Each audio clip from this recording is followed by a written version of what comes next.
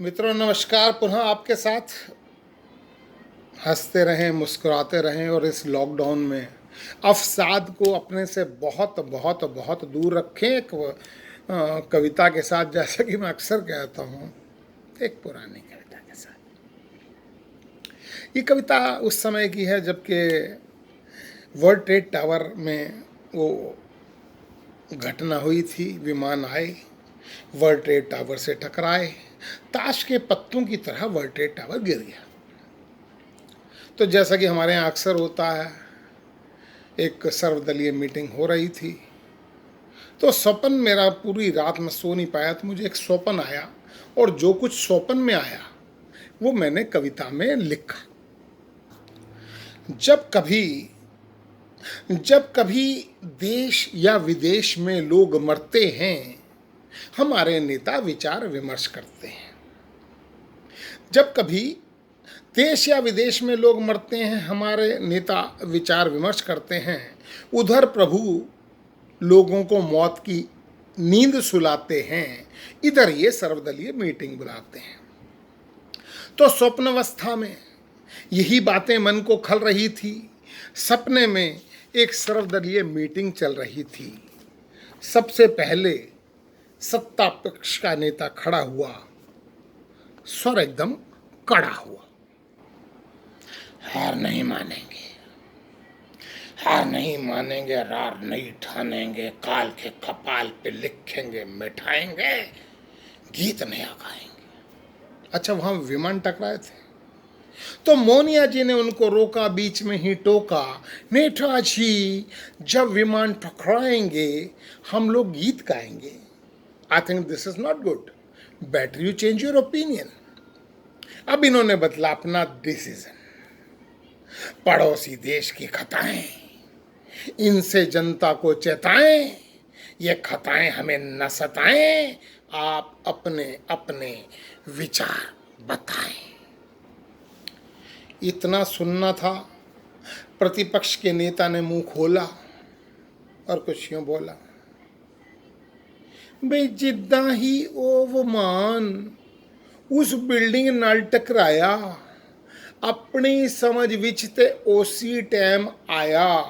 अपने लोकां नूं समझाओ, ऑफिस 2 घंटे लेट जाओ, ना ते 3 घंटे लेट जाओ, पर लेट जाओ।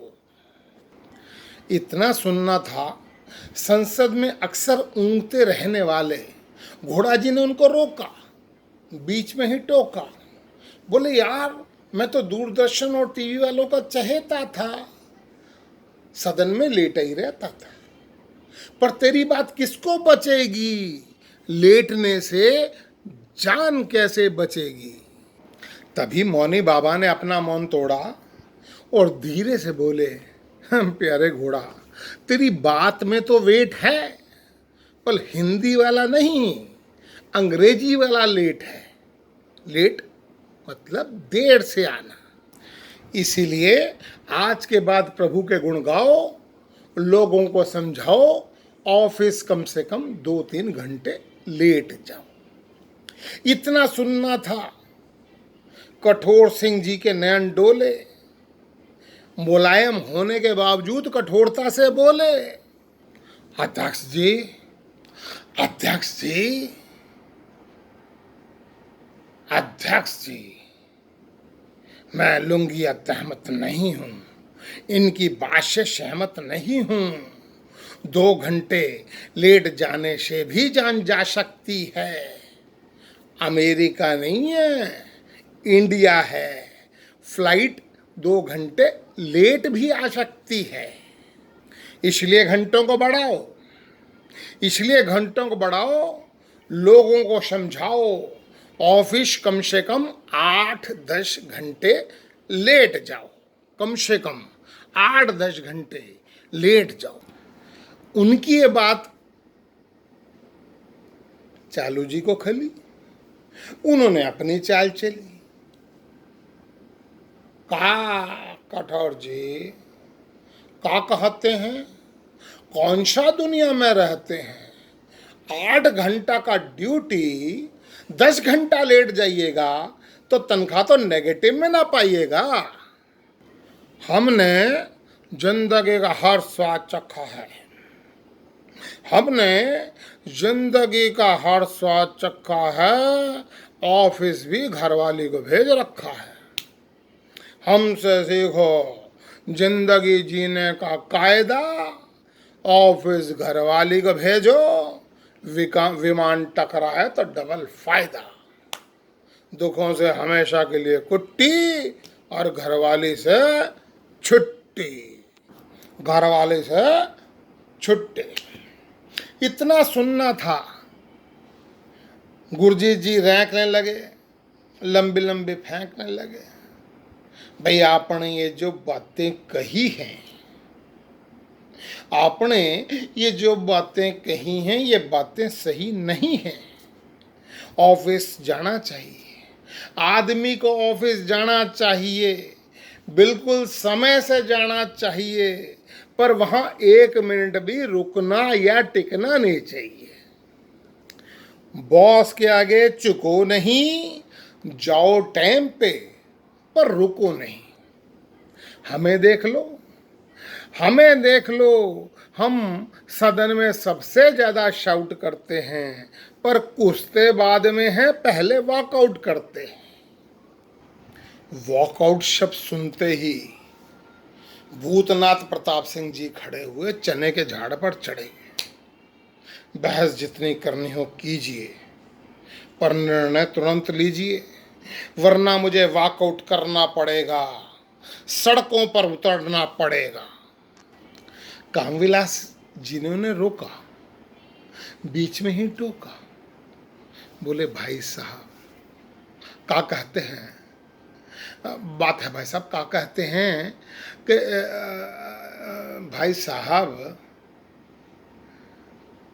आप पहले ही कौन से आसमान पर खड़े हैं, सड़क पर तो आप पहले ही पड़े हैं। क्या कहते हैं कि कौन से आसमान पर खड़े हैं, सड़क पर तो आप पहले ही पड़े हैं। जातिवाद के जहरीले दांतों से इस देश को कितना कुतरेंगे। भाई साहब क्या कहते हैं कि आप पहले ही इतना नीचे उतर चुके, और कितना नीचे उतरेंगे। स्थिति को बिगड़ता देख नागरिक विमान मंत्री हवाबाज हुसैन ने निर्णय लिया, आज के बाद विमान नहीं चलेंगे, आज के बाद विमानों में बैठे यात्री नहीं चलेंगे, आज के बाद विमान आसमान पे नहीं चलेंगे, जमीन पर चलेंगे। इतना सुनते ही प्रतिरोध महाजन ने उनका कंधा भींचा, पीछे को खींचा। बस छोटे भैया, विमान जमीन पर चलवाएगा, अबे तेरी जमीन जिंदगी में तो बवंडर आ जाएगा। अरे पगले, सारा काम तो सरफेस ट्रांसपोर्ट मिनिस्ट्री के अंडर आ जाएगा। अगले को तो दो मंत्रालय, अगले को तो दो मंत्रालय, वो तो तू तक तूतिया गाएगा, पर तू क्या बैठ बैठ के झुनझुना बजाएगा। तभी शहरी विकास मंत्रालय को बोला गया, आज के बाद बिल्डिंगों की हाइट काफ़ी कम, भाई बहुत ही कम रखी जाए, ताकि विमान टकराने को आए तो ऊपर से ही निकल जाए। इतना सुनना था, ठग दोहन जी रो पड़े। बोले मैंने कोशिश की थी, बिल्डिंगों की हाइट कम करवाने की कोशिश की थी, हत्याई हुई सरकारी जमीनें खाली करवाने की कोशिश की थी, मंत्रालय को सुचारू रूप से चलाने की कोशिश की थी, सब कुछ हिसाब में लाने की कोशिश की थी, पर मैं तो अपनों के ही हाथों चला गया। बिल्डिंगें वहीं खड़ी हैं, मेरा वो वाला मंत्री पद चला गया। मीटिंग चलती रही, बातें उछलती रही, अंत में निकला यही निष्कर्ष, हम नेता हैं, जनता के आदर्श, हम काहे डरते हैं। बिल्डिंगें गिरती हैं, गिरने दीजिए, विमान टकराते हैं, टकराने दीजिए। हम काहे डरते हैं, क्योंकि ऐसे हादसों में सिर्फ आम आदमी मरते हैं। ऐसे हादसों में सिर्फ आम आदमी मरते हैं। ऐसे हादसों में सिर्फ आम आदमी मरते हैं। धन्यवाद।